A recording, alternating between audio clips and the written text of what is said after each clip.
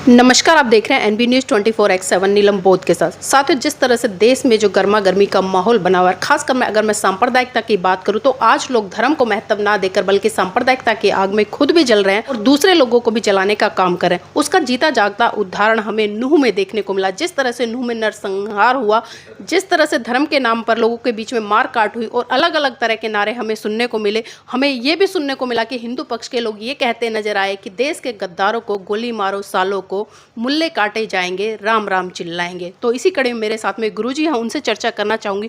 गुरुजी, आज जिस तरह से देश में धर्म के नाम पर दंगे हो रहे हैं, किस तरह से देख रहे हैं इनको? देखिए, दंगे तो काफ़ी लंबे समय से हो रहे हैं और मैंने बताया, अगर कोई व्यक्ति सच में धार्मिक होगा तो दंगाई नहीं होगा। जी। अगर सच में कोई धर्म का पालन करता होगा तो ऐसा मुख से कोई वाक्य नहीं बोलेगा जिससे सामने वाला क्षुब्ध हो, परेशान हो, दुखी हो। ऐसा कोई कार्य नहीं करेगा जिससे कोई सामने वाला भयभीत हो। अगर कोई व्यक्ति धार्मिक है तो वो ये सब काम नहीं करेगा। तो अगर आप कह रहे हैं कहीं पे धर्म की लेके झगड़ा हुआ, कोई सांप्रदायिक पत्थरवाह हुआ, कुछ भी हुआ, तो इसका मतलब धार्मिक लोग आवरण से हो सकते हैं, हृदय से नहीं। क्योंकि धर्म शास्त्र कभी भी किसी को लड़ना झगड़ना नहीं सिखाते। धर्म की सही पहचान ना करना और सही आचरण ना करना, मैंने बताया, ये अधर्म की तरफ ले जाता है, लड़ाई झगड़ों की तरफ ले जाता है। इसलिए अगर कहीं पर कुछ नारेबाजी हुई तो राजनीतिक प्रेरित हो सकते हैं लोग, या धर्म की ज़्यादा जानकारी ना रखने वाले हो सकते हैं। किसी ने कहीं पत्थर चलाए, बंदूक चलाई, गोली चलाई, वो धर्म के पालन करने वाले हो ही नहीं सकते, क्योंकि वो लोग जो हैं धर्म को मान ही नहीं रहे। तो हम यही कहेंगे कि जहाँ पर भी ऐसी घटनाएं हो रही हैं वो लंबे समय से ही हो रही हैं और ये केवल धर्म को बदनाम करने के लिए कर रहे हैं। जैसे बताया गया, आज पूरे विश्व भर में 18% लोग नास्तिक बन गए हैं। उसका कारण क्या है? इन लोगों ने उन लोगों को देखा जो गलत ढंग से धर्म का पालन कर रहे थे। उनको लगा इससे बढ़िया तो बेकार है, धर्म ही छोड़ दो, इसलिए नास्तिक हो गए। तो 18% हो गए, कल कोई बढ़ भी सकते हैं। इसका मतलब क्या है? धर्म का ठीक ढंग से पालन करने वाले लोगों की आवश्यकता है और उनको फॉलो करने वालों की आवश्यकता है, तभी शांति होगी देश में। जी, अभी गुरुजी, जिस तरह से देश में जो माहौल बना हुआ है, खासकर हम देखते हैं कि जब जब चुनाव आते हैं तो चुनाव से ठीक पहले कुछ ऐसी घटनाओं को राजनीतिक पार्टियों के द्वारा अंजाम दिया जाता है। चाहे पुलवामा अटैक की बात करें या उससे पहले जो बिहार में एक बड़ा प्रकरण हुआ उसकी बात करें, या अभी वर्तमान में जिस तरह से मणिपुर की घटना हो या नूह की घटना हो या फिर जो बरेली में घटना घटी उसकी हो, तो किस तरह से देखते हैं इन घटनाओं को? देखिए, भारत इतना विशाल देश है और लगभग 30 तो यहाँ स्टेट हैं और 5 साल बाद यहाँ पर चुनाव भी होते हैं। जी। अब 30 स्टेट में हर जगह कहीं ना कहीं हमेशा ही इलेक्शन रहते हैं। मैं भी एक बार किसी पॉपुलेशन से संबंधित टीवी डिबेट में गया था, तो वहाँ पर भी यही कहा जा रहा था, अब क्योंकि इलेक्शन आ रहे हैं इसलिए ऐसी बात हो रही है। तो मैं इसको इस दृष्टि से नहीं देखता, क्योंकि समाज के जो मुख्य मुद्दे हैं उस पर हमेशा चर्चा चलती रहनी चाहिए, शांति कैसे आए। और दूसरी बात, यहाँ पर तो हमेशा हर तीसरे महीने कहीं ना कहीं इलेक्शन रहते ही हैं, तो कुछ ना कुछ मुद्दा तो हमेशा किसी न किसी इलेक्शन के आसपास ही आएगा। इसको इस दृष्टि से भी नहीं देखना चाहिए। दूसरा, अगर कुछ लोग राजनेता ऐसे हैं जो वास्तव में ऐसा करते हैं तो वो दोषी हैं। हमारे देश की जो हैं सीबीआई और ये सब बहुत तेज हैं, जहाँ भी कुछ निकलता है पकड़ के निकाल भी देते हैं, बता भी देते हैं। और सबसे बड़ी बात, हृदय में सबके परमात्मा है। अगर कोई गलत कर रहा है, गलत करवा रहा है, गलत चेतना से कर रहा है, कितने दिन जी लेगा, कितने दिन कर लेगा? वास्तव में इस संसार के नियंता हम नहीं हैं, इस संसार के नियंता भगवान है। और भगवान को कब क्या कहाँ कैसे करवाना है, उनको करवाने के लिए बाहर से कुछ नहीं भेजना, अंदर से पकड़ देना, किसी कलेजी दबा देंगे, टेटवा दबा देंगे या किसी को शिक्षा दे देंगे तो वैसा काम हो जाएगा।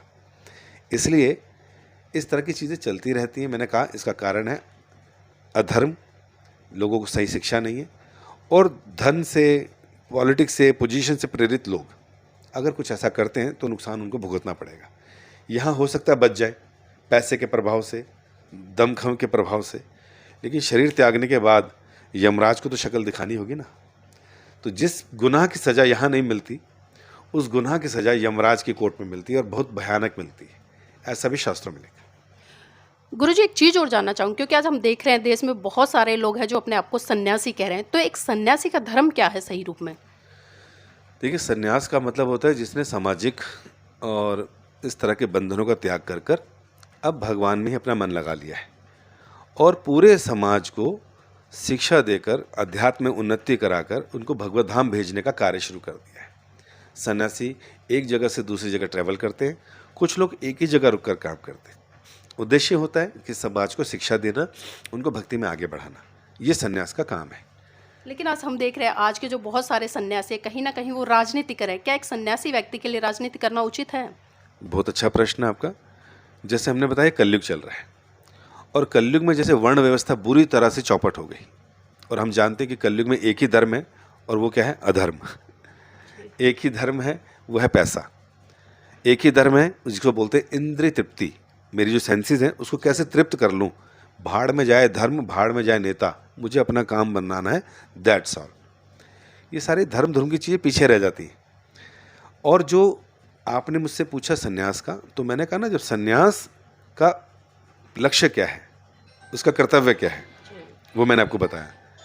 लेकिन हम ये भी देख रहे हैं कि वर्ण व्यवस्था में अब कोई भी व्यक्ति वर्ण व्यवस्था का पालन नहीं कर रहा।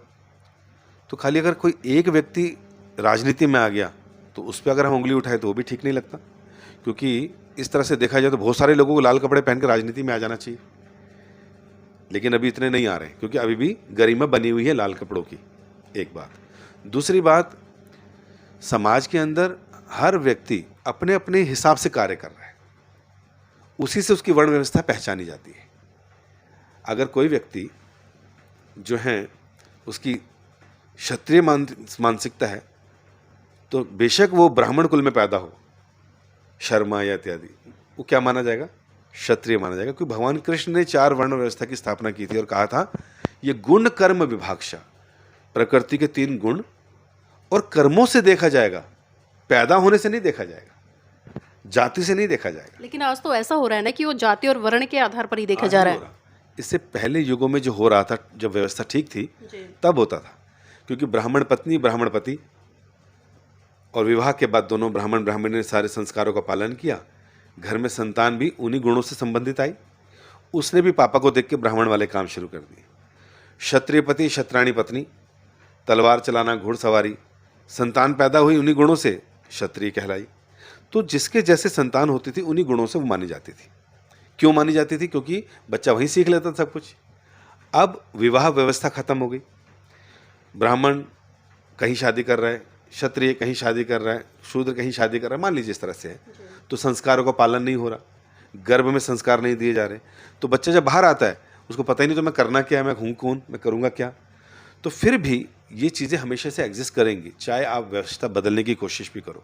4 प्रकार की मेंटालिटी हमेशा रहेंगी, क्योंकि क्रिएशन करने वाले ने बनाई है। एक, इंटेलेक्चुअल क्लास, मतलब ब्राह्मण लोग जो पढ़ते एकदम याद हो जाता है, संस्कृत में उनका मन लगा रहता है, जिसका काम होता है, जिसका उद्देश्य है कि मैं समाज के सारे वर्गों को जन्म मृत्यु से बाहर निकालूं, ये ब्राह्मण का कार्य है। जब सारे वर्ग बोलते हैं तो इसमें हर मानसिकता का व्यक्ति आ गया, हर तरह के कर्म का व्यक्ति आ गया। फिर क्षत्रिय, उसका काम होता था, आज भी में वो आर्मी ज्वाइन कर रहे हैं, जो ब्राह्मण था वो आजकल टीचर बने हुए या फिर बड़े बड़े ऊंचे उस पर हैं। जो क्षत्रिय मेंटेलिटी है, आज वो लड़ना झगड़ने के लिए तेज है, आर्मी में है, पुलिस में चले गए, लेकिन कहलाएंगे तो क्षत्रिय, अंदर से तो क्षत्रियपन है। तीसरा जो है वर्ग, वो है वैश्य वर्ग, जो बिजनेस क्लास, वाणिज्य, गोरक्षा इत्यादि कर रहे हैं, वो वैश्य कहलाएंगे। और इन तीनों वर्गों की सेवा के लिए भगवान ने चौथा वर्ग बनाया था, जिन्हें शूद्र कहते हैं।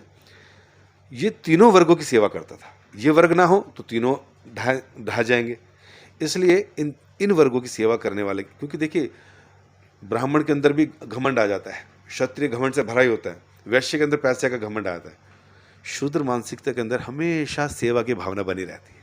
ये क्वालिटी उनको जन्म मृत्यु से बाहर निकाल सकती है बहुत आसानी से, जो कि इनको नहीं निकाल सकती। एक बार कथा आती है ना ब्राह्मण की और मोची की, भागवत में आती है कि ब्राह्मण रोज शास्त्र पढ़ता था। एक दिन नारद जी आए, कहा जी नारायण नारायण। कहते क्या हुआ, कैसे आना हुआ? बैठिए। तो कहते मैं जा रहा हूँ भगवान से मिलने, कुछ कहना है? कहते अरे मेरे बारे में बताना जरा कि मेरा उद्धार कब होगा। फिर आगे गए, एक मोची मिला, वो अपना काम कर रहा था लेकिन गुणगान भगवान का कर रहा था। कहते जी मैं जा रहा हूँ भगवान के पास, तो कुछ पूछना है? कहते कुछ नहीं जी, मैं तो बड़ा खुश हूँ अपने काम से। कहते फिर भी? कहते पूछ लेना मेरा उद्धार कब होगा। तो चले गए भगवान के पास। जब विष्णु के पास गए नारद जी, तो उन्होंने कहा जी ये दो लोग मिले थे, इनका कब उद्धार होगा। तो कहते बोलना ब्राह्मण को कि ब्राह्मण का उद्धार अभी कई जन्मों बाद होगा, लेकिन इस मोची का इसी जन्म में हो जाएगा। कहते ये कैसे भगवान, ये तो संस्कृत के श्लोक पढ़ता है, ये पढ़ता है, वो पढ़ता है। तो कहते आप जाओ उनको बोलना कि भगवान जब पूछेंगे कि क्या कर रहे थे, बोलना मैं सुई के छेद से हाथी निकाल रहा था, तुम्हें तुम्हारे प्रश्न का उत्तर मिल जाएगा। तो जब गए ब्राह्मण के पास, तो ब्राह्मण ने कहा हुआ है, बताओ क्या कहा भगवान ने। कहा कई जन्म लगेंगे अभी। कहते तुम गए नहीं, तुम झूठ बोल रहे हो, सच में बताओ गए थे कि नहीं गए। कहते गया था। कहते क्या कर रहे थे भगवान। कहते सुई के छेद से हाथी निकाल रहे थे। कहते मैं ना कहता था तुम झूठ कह रहे हो, सुई के छेद से कोई हाथी निकाल सकता है क्या। कहते समझ गए वो। फिर गए मोची के पास। मोची ने कहा अरे नारद जी, फिर प्रणाम किया, सत्कार किया, सेवा भाव अंदर आता है। तो कहा कि मैं गया था भगवान के पास। कहते अच्छा क्या कहा भगवान ने। भगवान ने कहा कि तुम्हारा जो है जन्म इसी जन्म में सार्थक हो जाएगा, भगवान के धाम चले जाओगे तुम। कहते रहे भगवान की बड़ी कृपा है, बड़ी कृपा है, मुझ जैसे बेवकूफ़ को, मुझ जैसे व्यक्ति को, हीन व्यक्ति को उन्होंने अपने धाम बुला रहे हैं। कहते हैं अच्छा ये नहीं पूछोगे क्या कर रहे थे भगवान। कहते बताओ ना क्या कर रहे थे। कहते सुई के छेद से हाथी निकाल रहे थे। अरे उछलने लगा, मोची नाचने लगा, ये है मेरे भगवान, देखो इतने कृपालु, इतने दयालु कि कुछ भी कर सकते हैं। कहते तुम्हें यकीन है कि सुई के छेद से कोई हाथी निकाल सकता है। कहते क्यों नहीं निकाल सकता। कहते जिस पेड़ के नीचे मेरी दुकान है, बरगद का पेड़ इतना विशाल, एक छोटे से सीड से ही तो आता है, बीज से ही तो आता है। इस बीज में भगवान ने इतना बड़ा बरगद का पेड़ छुपा रखा है, तो छोटे छेद से हाथी नहीं निकाल सकते क्या। कहते तुम सच में भक्त हो, इसलिए तुम ही जाओगे, अब मेरा प्रश्न का सॉल्यूशन होंगे। तो कहने का मतलब क्या है, गुणों से, कर्मों से ही व्यक्ति भगवान के धाम जा सकता है। ईर्ष्या द्वेष में कुछ नहीं रखा। हमने बहुत जीवन निकाल दिया, बहुत परेशान हो गए, ये कर देंगे, जिंदाबाद मुर्दाबाद करके अपना टाइम भी वेस्ट किया, हृदय से भक्ति भी खत्म कर दी। शबरी के जूठे बेर खाए भगवान ने। अरे कौन से ऊंचे कुल की थी वो, केवट के यहाँ रहे भगवान, चरण धुलवाए, सब कुछ करवाया, अरे गले लगाया भगवान ने सबको। हमें इन शास्त्रों से अच्छे चीज़ों को निकाल कर जीवन में आत्मसात करना है। जिंदाबाद मुर्दाबाद के चक्कर में ना फिर मुर्दाबाद करके नरकों में चला जाना पड़ेगा, क्योंकि सत्य तो सत्य रहेगा, सत्य सत्य रहेगा। गुरुजी आपने बहुत ही प्रेरणादायक कहानी के माध्यम से बताया है, लेकिन ये भी जानना चाहूँगी कि क्योंकि जिस तरह से एक प्रेरणादायक ये कहानी रही, इसका एक जिस्ट निकलता है, तो कहीं ना कहीं जो ब्राह्मण समाज है उनको आज मोची नहीं बन जाना चाहिए, क्योंकि वो तो महान रहे। देखिए यहाँ पर आपके प्रश्न में कहीं ना कहीं ये झलक रहा है कि आप जो ब्राह्मणों के प्रति या शूद्रों के प्रति ऐसा भेदभाव हृदय में रखा हुआ आपने, पता चलता है ना। लेकिन मेरी बातों से आपको कहीं नहीं लगेगा कि मैं किसी को फेवर कर रहा हूँ या किसी को अनफेवर कर रहा हूँ। ब्राह्मण, मैंने कहा ना, जो आज 4 प्रकार की वृत्तियाँ आज भी एग्जिस्ट कर रही है सर। नंबर 1, जो पढ़ा रहे हैं वो ब्राह्मण है, इंटेलेक्चुअल हैं, जो ब्राह्मण पूजा पाठ का काम कर रहे हैं। जो देश की रक्षा में, एडमिनिस्ट्रेशन में, राजनीति में वो क्षत्रिय हैं। जो वाणिज्य, कृषि, गोरक्षा कर रहे हैं वो वैश्य हैं। और जो सबकी सेवा कर रहे हैं वो शूद्र हैं। शूद्र को हम ये नहीं सोचना चाहिए, ऐसा नहीं सोचना चाहिए। शूद्र, मैंने कहा ना, कितने महान है, पता चल गया। अब जो सेवा कर रहे हैं, सर्विस क्लास लोग, सब शूद्र मानसिकता में आते हैं। चाहे मैं शर्मा हूँ, चाहे मैं भारद्वाज हूँ, अगर मैं नौकरी कर रहा हूँ तो मैं क्या हूँ, शूद्र मानसिकता है। सुनो पूरा।